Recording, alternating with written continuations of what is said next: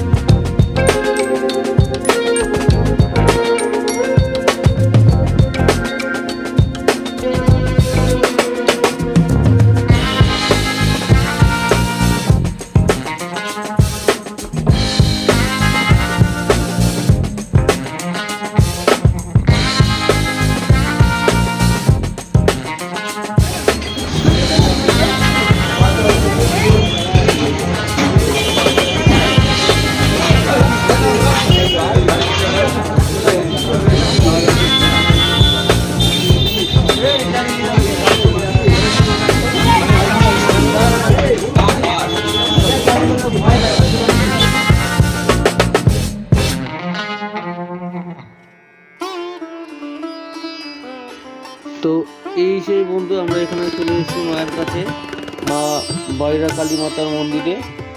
তো মার গতকাল রাতে পুজো হয়েছে এবং পুজোর পরের মায়ের যে রূপ সেটা দেখালাম। এবং এইখানে হচ্ছে ভোলেনাথের পুজো করা হয়েছে, ভোলে বাবা, তো তাকেও দর্শন করালাম আপনাদের। তো যাই হোক, ভালো থাকুন সকলে।